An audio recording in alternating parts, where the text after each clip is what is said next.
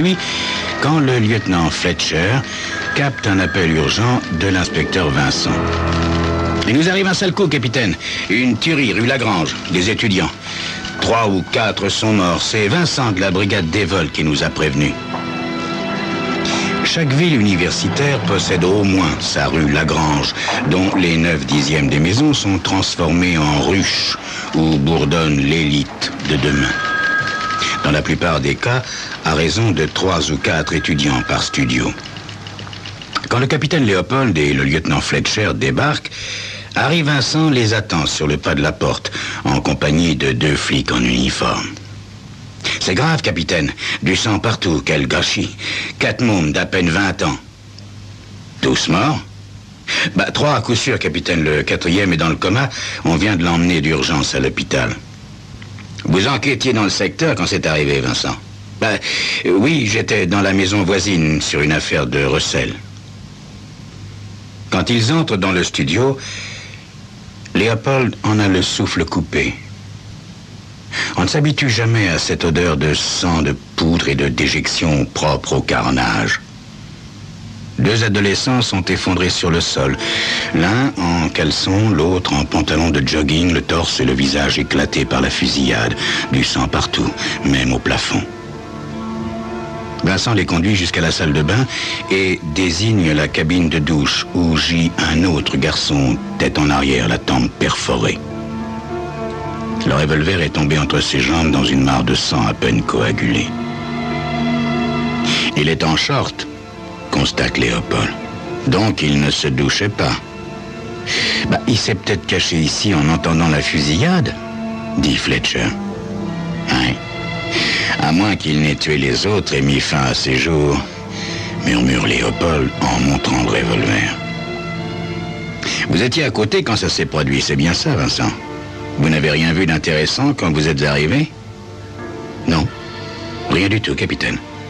Mais vous savez, je suis venu par la rue et il y a un escalier d'incendie à l'arrière de l'immeuble. Vincent, avez-vous entendu distinctement les coups de feu? Dans la mesure du possible, oui, capitaine. Étaient-ils groupés? Oui. Oui, tous, sauf le dernier, à ce qu'il me semble. Il a retenti une trentaine de secondes plus tard. Vous voulez parler du gosse de la douche, capitaine? Léopold acquiesce en fouillant soigneusement la salle de bain. Il sait qu'il a des chances de trouver un rien de marijuana ou quelque chose d'un peu plus fort. C'est seulement maintenant qu'il s'aperçoit que le studio est une vraie fournaise et que l'odeur devient insupportable. Il ne glane que du courrier, des cours photocopiés et quelques revues érotiques soigneusement dissimulées. Apparemment, les jeunes gens étaient blancs comme neige.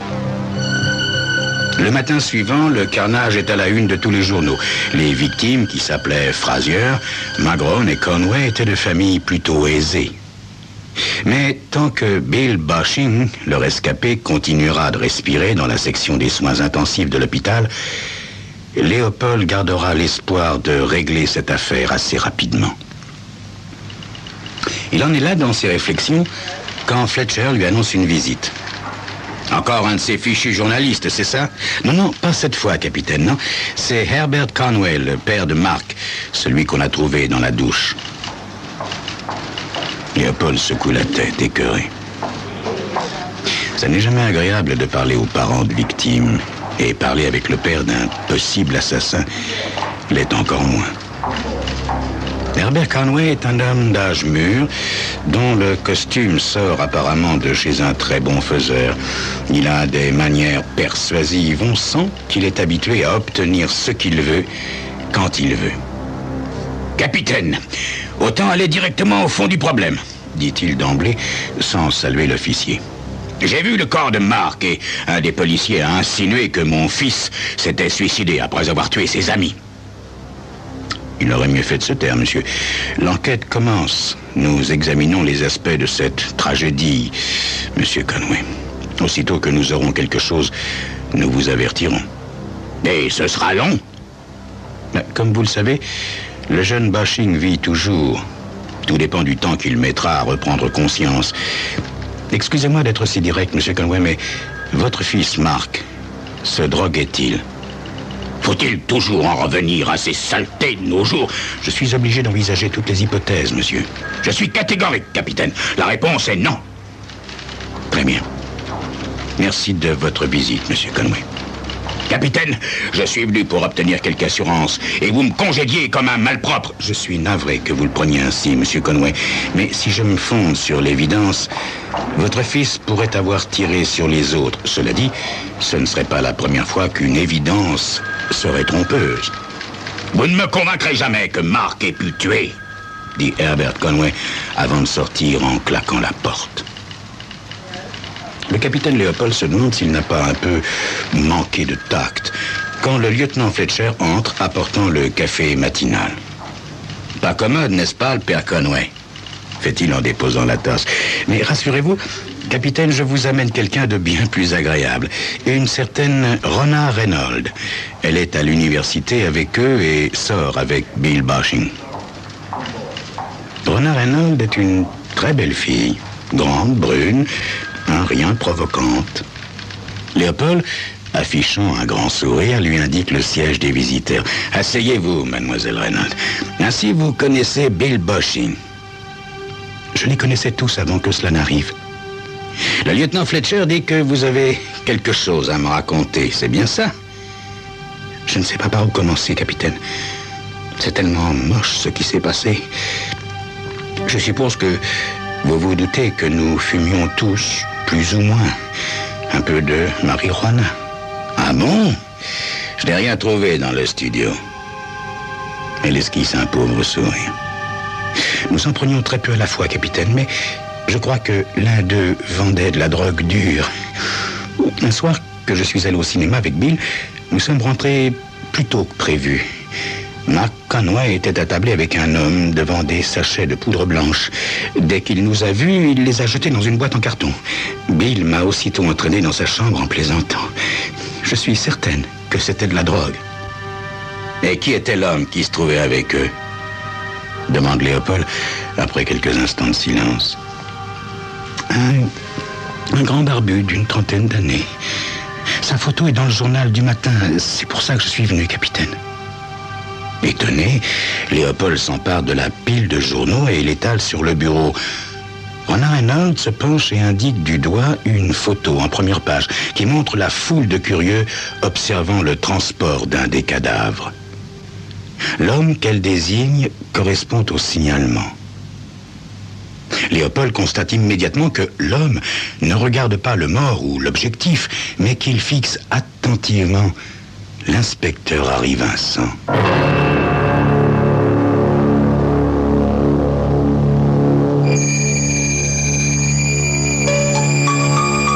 Enfin, un suspect. Mais pourquoi regarde-t-il ainsi l'inspecteur Harry Vincent? Le connaît-il? Et dans ce cas, lui reproche-t-il silencieusement d'avoir averti ses collègues? Vous le saurez dans quelques instants.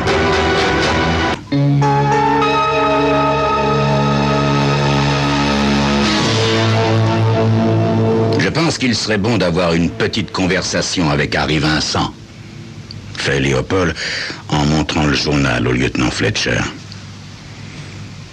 Harry Vincent étudie longuement la photo, se gratte la tête en regardant dans le vide et finalement déclare qu'il ne connaît pas ce citoyen-là. Léopold, sous une inspiration subite, téléphone au reporter qui a photographié la scène et prend rendez-vous sur l'heure avec celui-ci. « Bien sûr que je le connais, c'est Peter Gabriel », déclare le photographe. « J'étais bien content qu'il soit là, c'est jamais bon pour un dealer d'être reconnu sur le lieu d'un crime. C'est pour ça que je l'ai photographié. »« Rancune personnelle ?» demande Léopold, mine de rien. « Oui, c'est le moins qu'on puisse dire, capitaine. Il était surveillant des terrains de jeu. Il a essayé de vendre de la marijuana à mon fils. J'ai porté plainte, mais l'accusation n'a pas tenu à cause d'une erreur de procédure pendant l'arrestation. Vous trouvez ça normal, vous? » « Non, pas du tout. D'ailleurs, on va s'en occuper, » dit Léopold. Quand ils garent leur voiture rue Lagrange, Léopold et Fletcher constatent que Peter Gabriel habite juste à côté du lieu du crime. Étrange, étrange, étrange, fait Léopold sarcastique. Il sonne assez longtemps avant que Peter Gabriel daigne pointer son nez dans l'embrasure de la porte. Police. Et alors, je suis en règle? Dans ce cas, vous allez nous ouvrir, n'est-ce pas? Peter Gabriel les reçoit à contre-cœur et s'affale sur un fauteuil dépareillé sans même leur proposer de s'asseoir. Alors? Vous allez rire, Peter, mais quelqu'un vous a vu en train de vendre de la drogue à vos voisins qui se sont flingués. Ah ouais? Fait Peter. C'est sûrement une illusion d'optique, moi je suis jamais allé chez ces gars-là. Vous aimez la lecture, hein? Demande Fletcher en saisissant un ouvrage dans une pile de livres sur la cheminée. Si c'est le livre creux contenant de la poudre blanche que vous cherchez, vous pourrez repasser avec un mandat, lieutenant. Je connais mes droits, figurez-vous. Alors, vous l'avez, ce mandat? Léopold et Fletcher se regardent en silence, blêmes de rage. Nous repasserons, Gabriel, je vous le promets. Quand ils regagnent leur voiture, Léopold s'arrête et regarde longuement la maison du crime. Retourne au commissariat, Fletcher. Moi, je reste ici. J'ai besoin de réfléchir dans un endroit calme. Il a une clé de l'appartement du crime.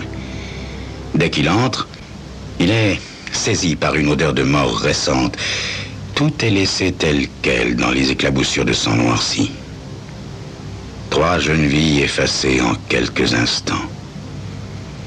Peut-on se faire vraiment au métier de flic? Il entre dans la salle de bain et se penche sur la douche. Le hasard de l'écoulement a dessiné des figures sanglantes qui semblent le narguer d'outre-tombe. Léopold imagine Mark Conway entrant dans la salle de bain pour se faire justice après avoir tué ses amis. Pourquoi? Pourquoi? Soudain, ses pensées sont interrompues par une clé qui tâtonne dans la serrure de l'entrée. Il sort son revolver et hasarde un regard. C'est Rona Reynolds qui entre sur la pointe des pieds. Mademoiselle Reynolds, rebonjour. Elle manque de défaillir. J'ai oublié quelque chose, balbutie-t-elle. Certainement, mademoiselle. Vous avez oublié de me dire quelque chose d'important, n'est-ce pas? Elle s'affale sur le lit, inconsciente de tout ce sang séché, maculant les draps, et se met à pleurer. Je vous ai dit la vérité, capitaine. Peter était leur dealer. Ils écoulaient la drogue en vendant de la glace dans la rue. Pas mal d'adultes appréciaient leur vanille framboise. Ils conduisaient la voiturette à tour de rôle, sauf Billy Boshing. Je vous jure que c'est vrai. Je suis venu pour faire disparaître le stock. Je ne veux pas que Billy soit compromis pour rien. Il est innocent, capitaine, je vous le jure. Je ne demande qu'à vous croire, mademoiselle. Mais leur cachette devait être excellente. Nous n'avons rien découvert. Elle esquisse un pâle sourire et se lève, l'entraînant dans la salle de bain. Se servant d'une pièce de 10 cents comme tournevis, elle détache un des bouts de l'épais tube d'acier qui sert de support au rideau de douche. Elle l'incline et le secoue jusqu'à ce qu'une dizaine de sachets de poudre blanche tombent au creux de sa main. Le capitaine les empoche et téléphone au commissariat. Fletcher, pouvez-vous envoyer une voiture rue Lagrange?